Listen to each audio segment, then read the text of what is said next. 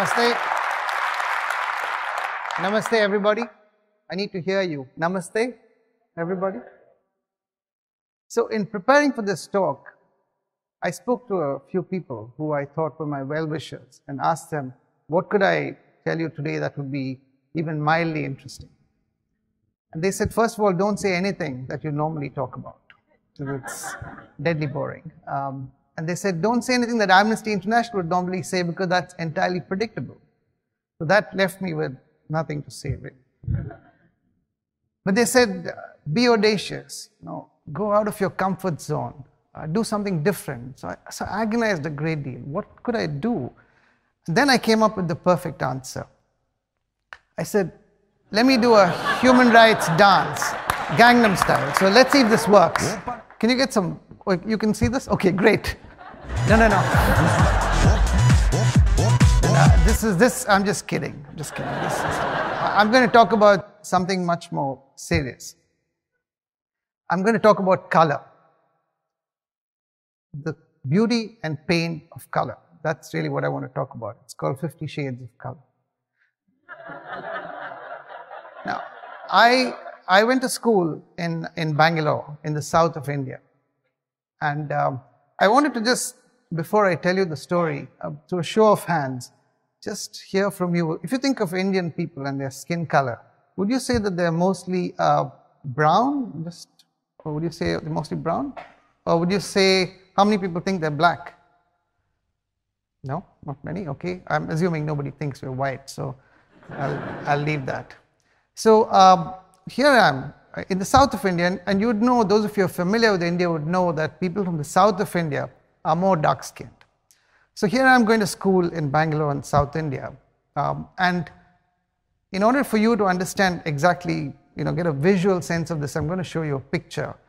But these childhood pictures are always embarrassing, so you have to tell me you won't laugh, or at least laugh in moderation. So here it is, and you have an opportunity to identify me now in this picture. This could take a long while. So let me point out my picture to you.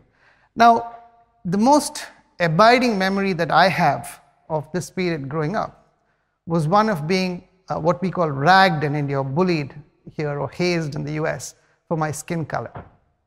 Right from the time I went to the bus which took me to school, to the classroom, to the playground, the word Kariya, or blackie in my local language, Kannada, was something I'd always hear. And for my posher friends, they used to call me gollywog. Now, don't ask me what this is, but it's some kind of an posh English insult. And I just grew up with this, and it's totally absurd looking back on it, but at the time, it was very painful. And a natural grouping of dark-skinned students formed, a kind of subtle form of segregation started to take place in my school. And the worst thing is it wasn't very different in my family either. And now I'm going to show you my second embarrassing picture. And this time, you're not allowed to laugh at my hair, because that's me standing up the back with my parents. Everybody had hair like this at that time. So my parents, you can see, were less dark, and my grandparents sitting in front were mixed color. You can see one slightly fair, one dark. And the joke in my family, which I never found funny, of course, was people used to ask my parents, how did you end up having a child who's so dark-skinned? And they'd say it's because his grandfather used to carry him around in his arms when he was a toddler. And everybody would laugh. I never found it funny, of course. But isn't this really bizarre? Because here I am in South India, where there's no white people, very few fair-skinned people, almost everybody is dark, and I'm being routinely ridiculed for my skin color. It's a kind of classic proverbial pot calling the kettle black story. Over time, I also discovered that, in fact, there was a straight link between color-based discrimination and caste-based discrimination in India. Now, if you think that this is an old story, 35 years old, you're sadly mistaken. Let me show you this picture now. And this, you could go into any newspaper today, any website for a matrimonial advertisement. As you know, India mostly has arranged marriages. The families of the boys and girls arrange for matches to happen.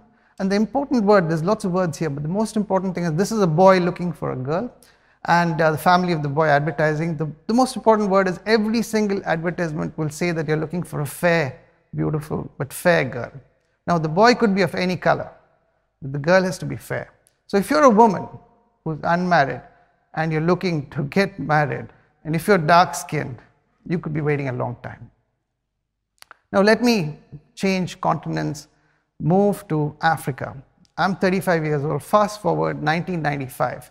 I'm taking my first job outside India, posted to Kenya in East Africa. And I think, oh, finally, everybody there is going to be black, so I don't need to worry about this.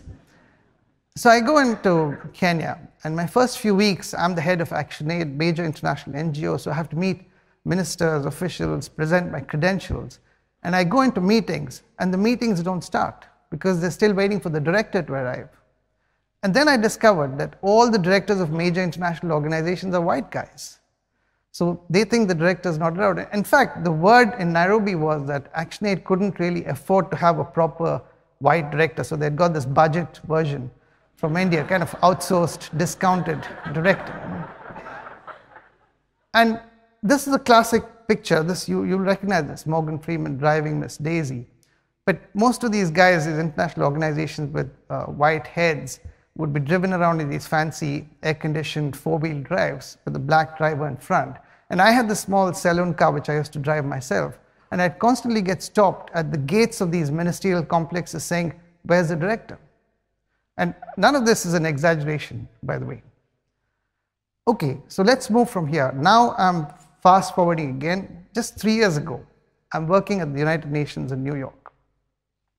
And I make a trip to New Orleans. Have a free weekend, and I say, let me take a tour bus just to look around New Orleans. And we go, the tour's over, the bus stops, I'm sitting in front, I get off the bus, waiting at the door for my friends who are sitting at the back. Suddenly I find these very generous Americans thrusting dollars into my hand. And it took me a while to figure out that they were just tipping me because they thought I'm some kind of bus cleaner or whatever. Still in New York. I had to travel a lot in my job at the UN. And every time every second or third time I went to Kennedy International Airport. And don't forget, this time I had a fancy diplomatic passport. But every time I go through security, I'd be stopped and they'd say to me, "Excuse me, sir, you have been randomly selected for secondary security screening." So I think after the third or fourth time, I said, can you cut this randomly word out of it? Let's just do this. If you're a South Asian male of this age bracket, you're going to get a secondary screening. Now, why am I telling you all these stories? If you are at the receiving end constantly, because you're of sort of discrimination and prejudice, because you're of the wrong color, because you're of the wrong religion, because you're gay, because you're a woman, because you're disabled, or because you're an indigenous person, or maybe simply because you have more kilos on your body than is socially acceptable, then you laugh it off sometimes. But over time, it sinks into your system and it makes you bitter and angry.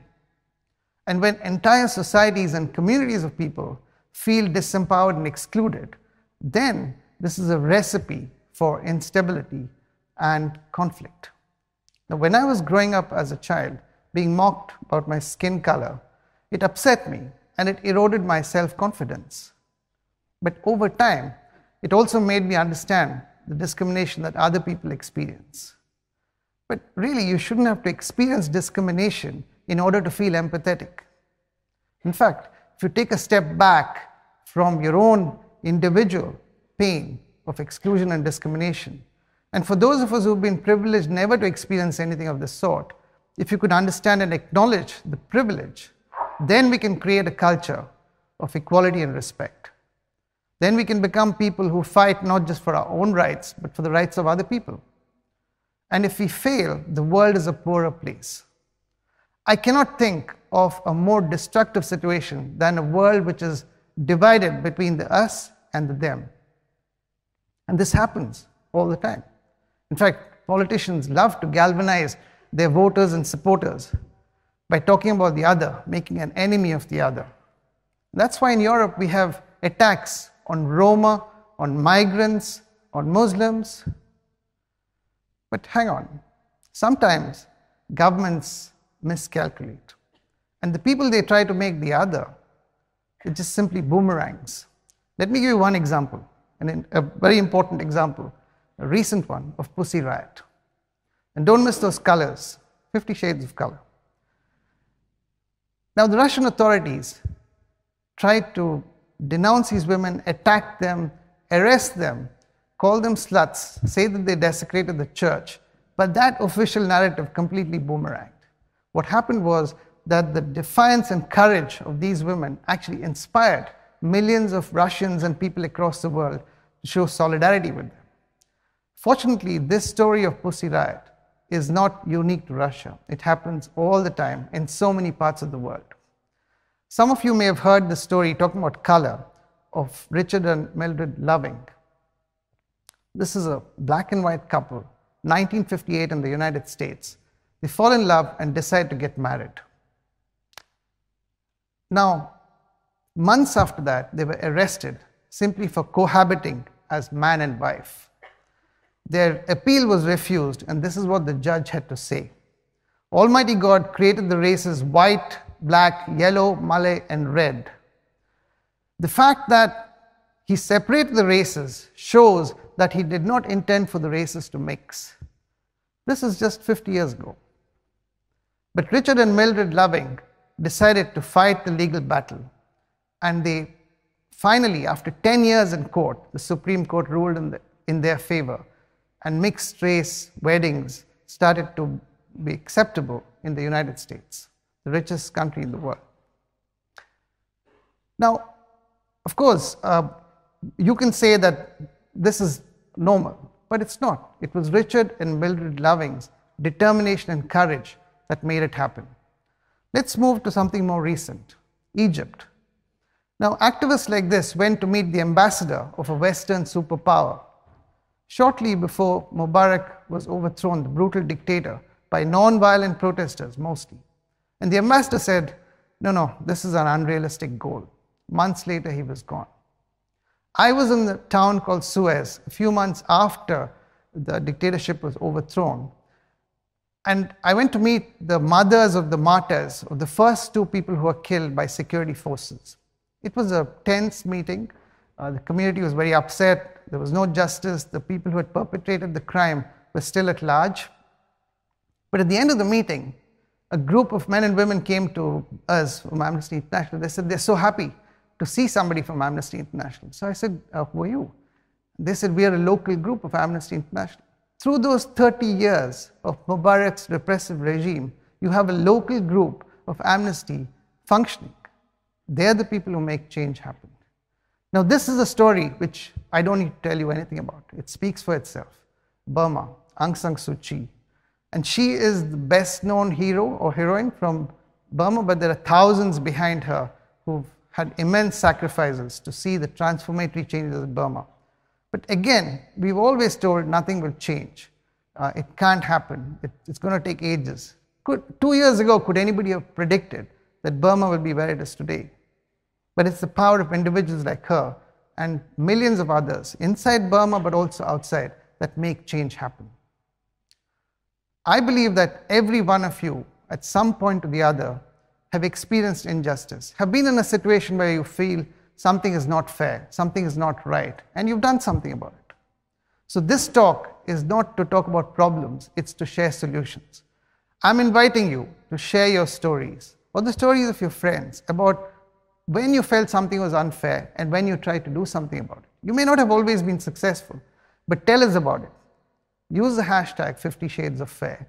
Tweet about it, use Facebook, put your comments on the video, upload your own video. We need to create a movement across the world of stories of success or effort to create a fairer, more just, a more honest, more transparent world. And I believe that it will only happen if we do it together. In fact, Margaret Mead, the anthropologist, was spot on when she said, never believe that a small group of thoughtful, committed individuals can't change the world. Indeed, it's the only thing that ever has. Aung San Suu Kyi showed it to us. The people of Egypt showed it to us. Richard and Mildred Loving showed us. In fact, hundreds of people are showing it to us as we sit here today. And it's a very simple thing they're showing us, that if you believe in change, nothing needs stay the same. So join us in 50 Shades of Fair. Thank you very much.